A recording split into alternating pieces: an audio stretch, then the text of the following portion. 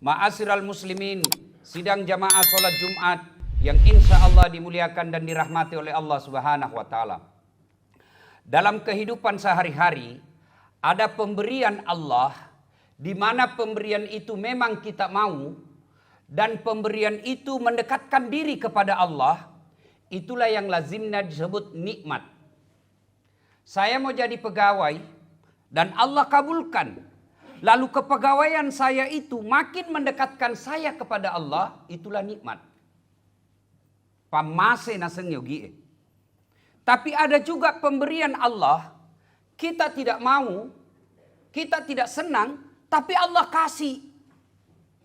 Itulah musibah.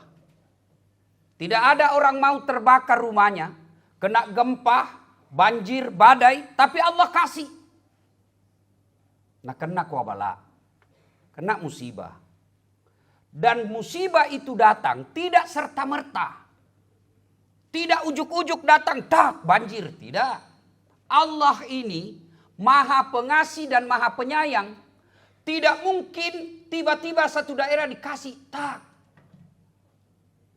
Dan sifat musibah itu ada 3. Kita lagi berduka kan, saudara kita di Jawa Barat. Musibah itu ada 3 kategori. 1, ujian. Siapa yang diuji? Mereka yang baik imannya. Mereka yang bagus akhlaknya. Maka si tepena. Maka si tedo-kedona. Nah kena ya bala. Allah turunkan musibah. Sesungguhnya dia lagi diuji. Namanya orang ujian pasti berat. Tapi pasca ujian, maqamam mahmuda. Saya angkat derajatmu. Mau jadi dokter, bondak gampang. Diuji. Mau jadi guru besar tidak gampang. Tapi begitu kau lulus, dapat kau penghargaan. Jadi kau dokter, jadi kau guru besar. Diuji. Yang kedua musibah berupa teguran. Siapa yang ditegur? Mereka yang 50-50. Dia yang sholat, dia yang korupsi. Dia yang sedekah, dia yang rampok. Nasongogie, napasi jama-jamai anu salai si banu madicenge. Allah tegur, jangan kau begitu. Kasih musibah, supaya apa? Mari ngerek kau, ingat kau. Yang ketiga, musibah berupa azab. Pacallah. Siapa yang mereka diazab? Mereka yang maksiat, tidak pernah ibadah, dosa aja dia kerja. Dikasih kau azab. Dihukum kau dulu. Bahasanya dipanjar kau. Nisare kau DP. Aslinya nanti di akhirat bayar lunasnya. Dalam satu kawasan, satu musibah, banjir, gempa, tsunami, longsor, satu jenis musibah. Dalam penduduk itu ada 3 kategori. Ada yang diuji, ada yang ditegur, ada yang diazab. Nah untuk mengetahui apa dia uji, diazab atau dia ditegur, tergantung orangnya. Ada orang tidak sholat, tidak puasa, maksiat aja kerjanya. Di lingkungannya tidak ada senang. Tiba-tiba kena tsunami, longsor. Dia datang, diuji kak ini, diuji kak Ustadz. Dalam hatiku bukan diuji, dipanjar kok. Nah, kenapa Allah turunkan musibah? Tidak mungkin Allah turunkan begitu saja. Bahasa Al-Qur'annya menurut surah Ali Imran, itu bahasanya diundang itu musibah nah datang. Mu'obbi. Apa yang penyebab datangnya musibah menurut Al-Quran surah Ali Imran ini? 1. Wa yakfuruna bi ayatillah. Mereka kufur terhadap ayat-ayat Allah. Apa itu kufur? Bahasa Arab. Apa Indonesianya? Kau sembunyikan ayat-ayat Allah. Artinya apa? Kau baca ayat Allah, kau baca tiap malam Jumat, tapi nilai-nilai dalam ajaran itu kamu injak-injak. Sudah tahu bayar zakat wajib, tapi tidak bayar zakat. Tak aja nih nacalak kupuangnya. Zakat, ini yang banyak kita lalaikan. Solat Pak, alhamdulillah bagus solat kita. Tapi kita lalaikan zakat. Padahal zakat itu satu paket dengan solat. Orang yang tidak solat, bayar zakat, solatnya sia-sia. tidak bayar zakat. Orang yang bayar zakat tapi tidak menunaikan sholat, zakatnya akan hilang, tidak ada gunanya. Dalam ilmu tafsir, ini disebut perintah serangkai. Maknanya, tidak diterima perintah yang satu apabila perintah rangkaiannya tidak dilakukan. Ati'ullaha wa ati'ur rasul. Taat kepada Allah, taat kau kepada Rasulnya. Taat kepada Allah tapi mengkhianati Rasul, taatmu kepada Allah sia-sia. Begitu juga sebaliknya. Perintah serangkai yang kedua, aqimis sholat wa atuz zakat. Tetongang isam pajangnya, wajah isekemu. Tidak boleh dipisah. Sholatnya baik, tapi zakatnya dia tidak tunaikan. Maka sholatmu akan sia-sia di akhirat kelak. Kita kalau sholat Pak rajin, puasa rajin, umroh tiap tahun. Tapi sudah kita zakati itu mobil tak. Sudah kita zakati itu jam tangan tak. Sudah kita zakati itu handphone tak. Sudah kita zakati itu rumah tak. Sudah kita zakati itu honor tahunan tak. Kalau tidak, inna azabi lazadid. Tunggu mi kucallako. Dan azab Allah itu turun tak. Biar yang sholat kena di situ. Biar yang baik agamanya kena di situ. Kenapa? Yang baik agamanya diuji kok. Ujianmu apa? Kenapa tetanggamu kok tidak ingatkan? Bayar zakat kita, Pak. Bapak yang punya mobil, punya rumah, apa sudah bayar zakat? Kalau tidak disakatkan, ilustrasi sederhananya begini. Dek toje namanya nelo puangnya, itu zakat, tidak banyak ji. Berapa Ustadz? 2,5% ji, tidak cukup 3 saudaraku. Kata Allah yang 97,5 ambil semua mako. 2,5 ji saya minta.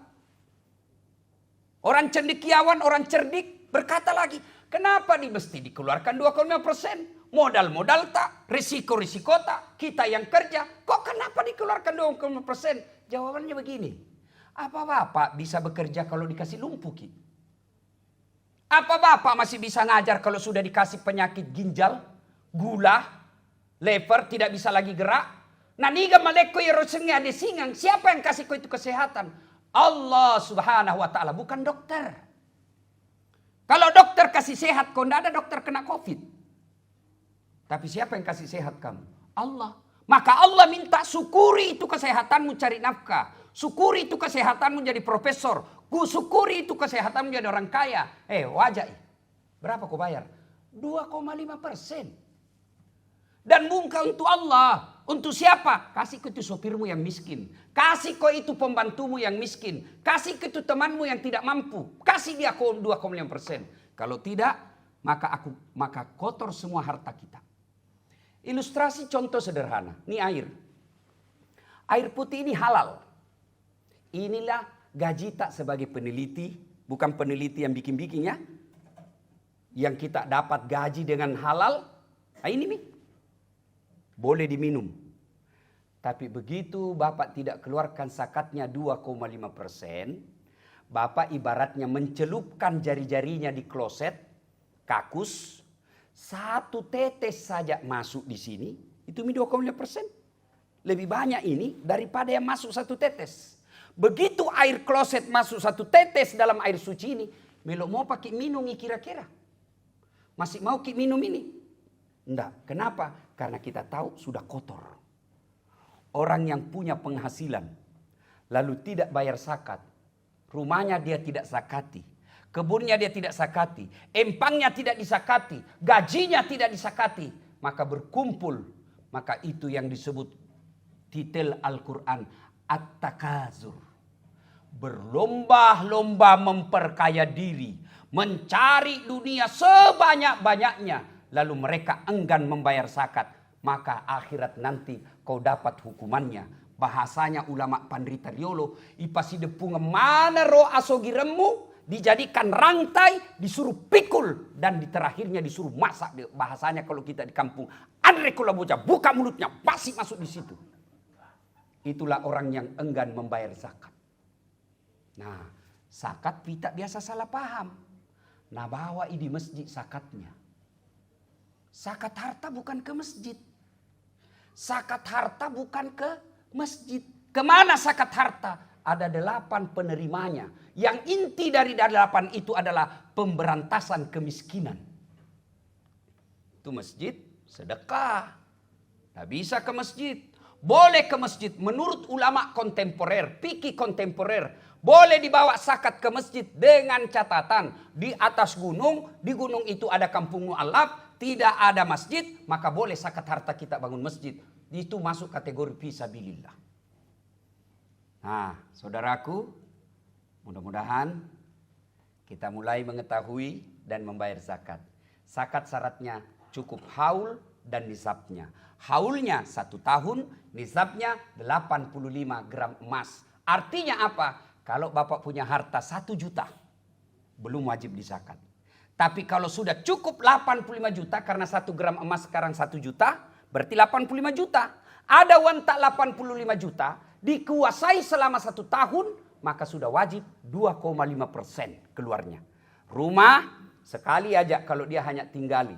Tapi kalau rumah itu berproduksi jadi kos-kosan, jadi rumah kontrak, maka setiap tahun dikeluarkan zakatnya. Begitu juga mobil, begitu juga emas. Kalau emas itu jadi rental, keluar masuk pengadaian menjadi modal, maka tiap tahun dikeluarkan. Tapi kalau hanya menjadi perhiasan, sekali saja kita keluarkan zakatnya. Inilah pengundang azab yang pertama. Wa yakfuruna bi ayatillah. Mereka kufur terhadap ayat-ayat Allah. Dia baca ayat Allah, tapi ajarannya diinjak-injak. Yang kedua penyebab datangnya azab Allah, mereka membunuh Nabi secara tidak benar. Berkata lagi mahasiswaku, bagaimana membunuh Nabi Ustaz? Tidak ada Nabi sekarang. Betul fisiknya Nabi sudah tidak ada. Lalu apanya yang kita bunuh? Ajaran-ajaran sunnahnya. Kalau kita bapak-bapak sunnah Nabi paling senang poligami. Tapi sunnah-sunnah Senin Kamis, berat. Solatnya Nabi, sampai bengkak betisnya Nabi kalau solat. Kita solat duhur 3 menit, 2 menit. Isya 2 menit cepat. Ditanya kenapa cepat sekali? Kan kita bukan Nabi Ustaz. Nabi itu solat 10 menit, 20 menit. Itu Nabi Ustaz. Kita ini manusia biasa. Tapi kalau istrinya Nabi langsung kita nomor 1 depan. Sunnah. Membunuh sunnah Nabi. Kemudian yang ketiga penyebab datangnya azab Allah. Terlewat-lewat. Mereka melampaui batas. Coba lihat Pak, kita melampaui batas. Kalau dulu orang malu dibilang pejudi, sekarang judi jadi kebiasaan hidup kita. Judi online. Dan kita tahu dan dibiarkan. Tunggu kasih turun semua. Kenapa orang baik kena? Kenapa kau tidak tegur? Berzina, selingkuh. Orang malu dibilang poligami Pak, takut. Tapi selingkuh dia senang. Berbuat maksiat tidak malu lagi. Dulu kalau ada orang hamil, diusir dari kampungnya. Mesuk kok, mau pakai sirik-sirik, mau tampuk. Sekarang pesta 7 bulan Pak. 7 bulan hamil, kasih pesta besar-besar.